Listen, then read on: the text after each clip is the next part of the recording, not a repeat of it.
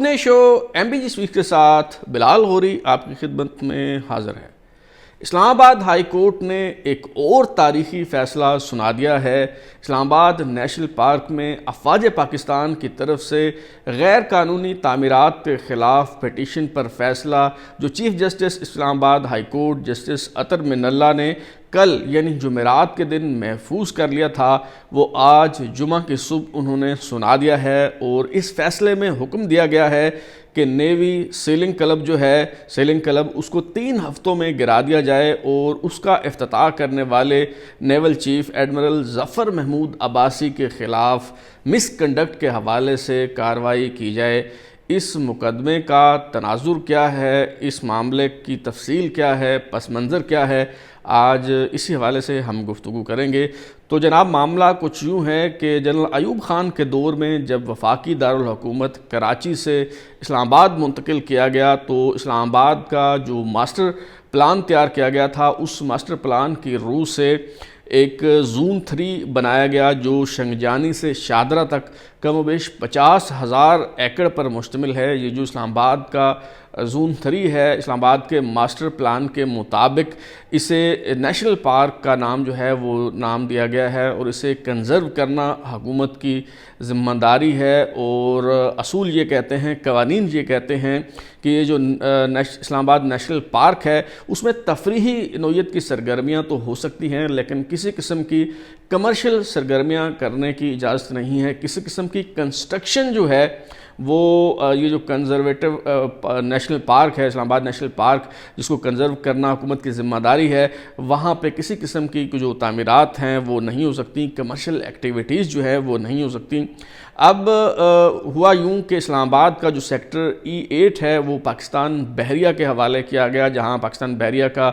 نیول head quarter بھی ہے اور دیگر دفاتر بھی ہیں۔ اسی طرح جو سیکٹر E9 ہے وہ پاکستان ایئر فورس کے حوالے کیا گیا، اور جو 2 سیکٹر ہیں اسلام آباد کے E10 اور D11 یہ پاکستان آرمی یعنی بری افواج کے جو ہے وہ حوالے کیا گیا۔ اور یہ جو 2 سیکٹر ہیں یہاں پہ آرمی کا نیا جو GHQ ہے، جنرل ہیڈ کوارٹرز ہے، وہ تعمیر ہونا ہے۔ اور جنرل اشفاق پرویز کیانی کے دور میں فیصلہ کیا گیا تھا کہ بری افواج کا جو ہیڈ کوارٹر ہے GHQ جو ہے وہ راولپنڈی سے اسلام آباد میں جو ہے وہ منتقل کیا جائے، اور یہ سیکٹر E10 اور D11 ہے جہاں پہ یہ جو نیا GHQ ہے یہ بنایا جانا ہے۔ اگر ہم بات کریں پاکستان نیوی اور پاکستان ایئر فورس کی، تو جیسے میں نے بتایا کہ E8 پاکستان نیوی کے سپرد کیا گیا ہے اور E9 جو ہے وہ پاکستان ایئر فورس کے سپرد کیا گیا ہے۔ اب یہاں پہ ہوا یہ کہ نہ صرف بائی لاز کی خلاف ورزی کی گئی، نہ صرف CDA قوانین کی خلاف ورزی کی گئی، نہ صرف یہ کہ سرکاری زمین پر جو ہے وہ قبضے کیے گئے، نہ صرف یہ کہ جو ان دونوں سیکٹرز کا E8 اور A9 کا جو لے آؤٹ پلان ہے اس میں اجازت لیے بغیر جو ہے وہ تبدیلی کر لی گئی، بلکہ وہ زمینیں، وہ علاقے جو نیشنل پارک کی حدود میں آتے ہیں، جہاں پہ کسی قسم کی تعمیرات کی اجازت نہیں ہے، جہاں پہ کسی قسم کی کوئی کمرشل ایکٹیویٹی نہیں ہو سکتی، تو وہاں پہ جو ہے وہ تعمیرات کر لی گئی۔ مثال کے طور پہ اگر ہم E8 کی بات کریں تو وہاں پہ پاکستان بحریہ نے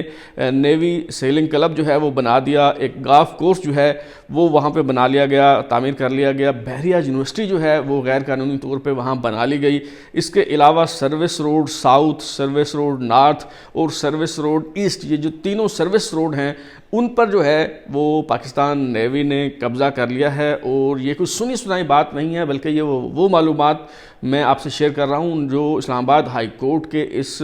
مقدمے کا بھی، اس کے ریکارڈ کا بھی حصہ ہیں، اور جو وفاقی کابینہ ہے اس کے بھی علم میں ہیں یہ ساری باتیں، وہ آگے چل کے جو ہے وہ میں آپ کو بتاؤں گا۔ اسی طرح جو کچھ پاکستان نیوی نے سیکٹر E8 میں کیا، کم و بیش وہی سب کچھ جو ہے وہ پاکستان ایئر فورس نے E9 میں کیا، کہ وہاں پہ PAF ہسپتال بنا لیا گیا غیر قانونی طور پہ، ایئر یونیورسٹی جو ہے وہ غیر قانونی طور پہ بنا لی گئی، لے آؤٹ پلان جو ہے وہ اس پورے سیکٹر کا وہ اجازت لیے بغیر، اس کی منظوری حاصل کیے بغیر جو ہے اس لے آؤٹ پلان کو تبدیل کر دیا گیا۔ اسی طرح جو سروس روڈ ہے سیکٹر E9 کا، تینوں سروس روڈ جو ہیں، service road north, service road south اور سروس روڈ ایسٹ، ان تینوں سروس روڈز پر جو ہے وہ پاکستان ایئر فورس نے قبضہ جو ہے وہ کر لیا۔ درخت کاٹے گئے، غیر قانونی تعمیرات کی گئیں، قوانین کی جو ہے وہ خلاف ورزی کی جا رہی تھی۔ راول ڈیم کنارے جو ہے نیوی سیلنگ کلب بنایا گیا اور لاکھوں روپے لے کے جو ہے وہ اس کی ممبرشپ جو ہے وہ بیچی گئی۔ تو یہ معاملہ جو ہے یہ وفاقی حکومت کے، وفاقی کابینہ کے بھی علم میں گاہے بگاہے آتا رہا، لے جایا جاتا رہا۔ مثال کے طور پہ جو آخری مرتبہ اس حوالے سے یہ معاملہ زیر بحث آیا، 4 اگست 2021 کو وزیر اعظم عمران خان کی سربراہی میں وفاقی کابینہ کا اجلاس ہوا، جس میں یہ فیصلہ کیا گیا کہ یہ زمینیں جو ہیں جن پہ قبضہ کیا گیا ہے یہ واپس لی جائیں گی۔ محکمہ دفاع کے توسط سے پاکستان نیوی اور پاکستان ایئر فورس کو خطوط لکھے گئے، لیکن اس کے باوجود یہ زمینیں واگزار نہیں کرائی جا سکی۔ تو 3 جو مختلف ادارے ہیں، ایجنسیاں ہیں، بلکہ شاید اس کے علاوہ بھی بہت سے ادارے ہیں جن کی یہ ذمہ داری بنتی ہے کہ ان علاقوں کی جو ہے وہ دیکھ بھال کرے، انہیں جو ہے وہ کنزرو کرے۔ اس میں سی ڈی اے کی ذمہ داری ہے، پھر پاکستان انوائرمنٹ پروٹیکشن ایجنسی ہے جس کی یہ ذمہ داری ہے کہ نیشنل پارک کے تحفظ کو یقینی بنائے، وائلڈ لائف کا جو محکمہ ہے اس کی یہ ذمہ داری تھی کہ وہ یہاں پہ تعمیرات نہ ہونے دیتا، لیکن یہ سب ادارے یا تو غافل رہے، یا انہوں نے غیر ذمہ داری کا مظاہرہ کیا، یا وہ کولیبریٹر بن گئے، یا وہ اس وجہ سے خاموش رہے کہ چونکہ یہ پاکستان نیوی اور پاکستان ایئر فورس کا معاملہ تھا، اس لیے وہ قانون حرکت میں نہیں آیا اور کسی قسم کی کارروائی جو ہے وہ نہیں ہو سکی۔ تو جناب زینت سلیم نامی ایک خاتون نے پٹیشن دائر کی اسلام آباد ہائی کورٹ میں، اور اس میں استدعا کی گئی کہ یہ قومی مفاد کا معاملہ ہے، اور راول ڈیم کنارے جو سیلنگ کلب جو ہے وہ بنایا گیا ہے، یا دیگر جو تعمیرات جو ہیں وہ سیکٹر E9 اور E8 میں کی جا رہی ہیں، تو یہ عوامی مفاد کا معاملہ ہے۔ نیشنل پارک میں کسی قسم کی تعمیرات نہیں ہو سکتی، لیکن وہاں پہ نہ صرف کنسٹرکشن ہو رہی ہے بلکہ کمرشل ایکٹیویٹیز بھی جو ہیں وہ ہو رہی ہیں۔ تو اس حوالے سے اسلام آباد ہائی کورٹ میں اس مقدمے کی سماعت کا سلسلہ جو ہے وہ چلتا رہا، اور مختلف مواقع پہ اسلام آباد ہائی کورٹ کے چیف جسٹس عطر من اللہ نے جو ہے وہ ریمارکس دیے کہ یہ ماحولیاتی آلودگی سے جنم لے رہی ہے، نیشنل پارک میں جو ہے وہ تعمیرات کی اجازت کیسے دی جا سکتی ہے۔ گزشتہ سال اگست کے مہینے میں، اگست 2021 میں جو چیف جسٹس ہیں اسلام آباد ہائی کورٹ کے جسٹس عطر من اللہ، انہوں نے متعلقہ حکام کو یہ حکم دیا کہ جو قوانین کی خلاف ورزی کر رہے ہیں، جو بھی غیر قانونی طور پہ تعمیرات کر رہے ہیں یا زمینوں پہ قبضے کر رہے ہیں، ان کے خلاف کارروائی کی جائے، خواہ ان کا تعلق کسی بھی محکمے اور کسی بھی ادارے سے کیوں نہ ہو۔ چیف جسٹس عطر من اللہ نے یہاں تک بھی کہا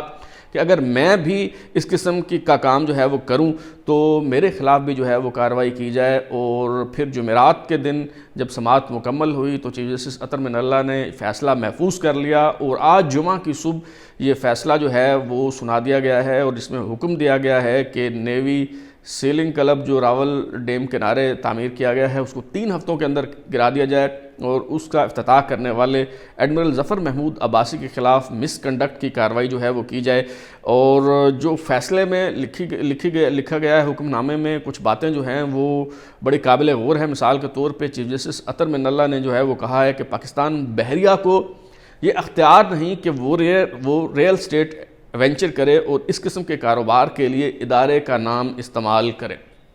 فیصلے میں اگرچہ یہ واضح نہیں کہ کیا یہ فیصلہ اسپیسیفک پاکستان نیوی اور سیکٹر E8 کے حوالے سے ہے، یا پھر اس کا اطلاق پاکستان ایئر فورس پر بھی ہوگا جس نے سیکٹر E9 میں کم و بیش وہی کام کیا ہے جو پاکستان نیوی کی طرف سے جو ہے وہ سیکٹر E8 میں کیا گیا ہے۔ اس حوالے سے قانونی ماہرین ہی جو ہے وہ رہنمائی فرمائیں گے، لیکن ایک اور اہم ترین نقطہ جو ہے وہ یہ ہے کہ جو چیف جسٹس صاحب نے فرمایا وہ قوم کا سرمایہ، انہوں نے کہا کہ پاکستان بحریہ کو اختیار نہیں کہ وہ ریئل اسٹیٹ وینچر کرے اور اس قسم کے کاروبار کے لیے ادارے کا نام استعمال کرے۔ تو کیا یہ قانون، کیا یہ اصول اور کیا یہ احکامات افواج پاکستان کے سفید پوش بھائی یعنی صرف پاک بحریہ اور نیوی کے حوالے سے ہی ہیں، یا افواج پاکستان کا بڑا بھائی جو خاکی وردی پہنتا ہے، جو نسبتاً زیادہ کمرشل سرگرمیوں میں جو ہے وہ ملوث ہے؟ پاکستان نیوی جو ہے وہ اس سے پہلے کمرشل سرگرمیوں میں اس طرح سے انوالو نہیں رہی۔ سب سے پہلے کمرشل سرگرمیوں کا آغاز جو ہے وہ بری افواج کی طرف سے کیا گیا، پھر ایئر فورس جو ہے، پاک فضائیہ جو ہے وہ کمرشل سرگرمیوں میں جو ہے ملوث رہی۔ جو پاکستان بحریہ ہے وہ بڑے عرصے تک جو ہے وہ کمرشل سرگرمیوں سے جو ہے وہ دور رہی، لیکن ابھی سر منڈاتے ہی اولے پڑنے والی بات ہے کہ ابھی پاکستان بحریہ نے جو ہے وہ کمرشل سرگرمیوں شروع کیں اور اس میدان میں جو ہے وہ قدم رکھا اور ساتھ ہی جو ہے وہ عدالتی احکامات آ گئے اس کے خلاف. تو سوال یہ ہے، اہم ترین نقطہ یہ ہے کہ کیا یہ احکامات افواج پاکستان کے سفید پوش بھائی کے حوالے سے ہیں یا یعنی پاکستان بحریہ کے حوالے سے ہیں، یا پھر بڑے بھائی خاکی وردی پہننے والے جو ہر قسم کی کمرشل سرگرمیوں میں ملوث ہیں، جو DHAs بناتے ہیں، جو بینک چلاتے ہیں، جو فیکٹریاں اور کارخانے بناتے ہیں، جو سیمنٹ، شوگر، سیمنٹ، میٹ اور ہوزری سمیت ہر قسم کی جو پروڈکٹس ہیں، جو دلیا بھی بناتے ہیں، کوئی شاید ہی کوئی ایسا شعبہ ہو کہ جس کے اندر کمرشل سرگرمیاں جو ہے وہ نہ کی جا رہی ہوں، جس کے حوالے سے کوئی پروڈکٹس جو ہیں آرمی ویلفیئر ٹرسٹ کی یا دیگر جو تجارتی سرگرمیوں کے حوالے سے افواج پاکستان کے زیر انتظام ادارے اور محکمے ہیں، ان کے چھتری تلے، ان کے سائے تلے جو ہے وہ کمرشل سرگرمیاں نہ کی جا رہی ہوں. تو اس حوالے سے ظاہر ہے یا تو قانونی ماہرین ہی روشنی ڈال سکتے ہیں، یا پھر آنریبل جو چیف جسٹس ہیں اسلام آباد ہائی کورٹ کی جسٹس عطر من اللہ، وہ خود ہی اپنے اس فیصلے کی وضاحت کر سکتے ہیں کہ کیا اس کا اطلاق صرف پاکستان نیوی پہ ہوگا یا جو دیگر افواج ہیں پاکستان ایئر فورس اور پاکستان آرمی، کیا ان پر بھی اس فیصلے کا اطلاق ہو سکتا ہے اور کیا انہیں بھی ریل اسٹیٹ وینچر کرنے کی اجازت نہیں ہوگی. اب تک کے لیے اتنا ہی. بلال ہوری کو اجازت دیجیے، پھر ملاقات ہوگی. اگر آپ کو ہمارا شو پسند آیا تو اسے لائک کریں، کامنٹ کریں، شیئر کریں اور ہمارا چینل سبسکرائب کرنے کے بعد بیل آئیکن یعنی گھنٹی ضرور دبائیں تاکہ آپ کو نئی ویڈیوز کے نوٹیفیکیشنز ملتے رہیں. بہت شکریہ.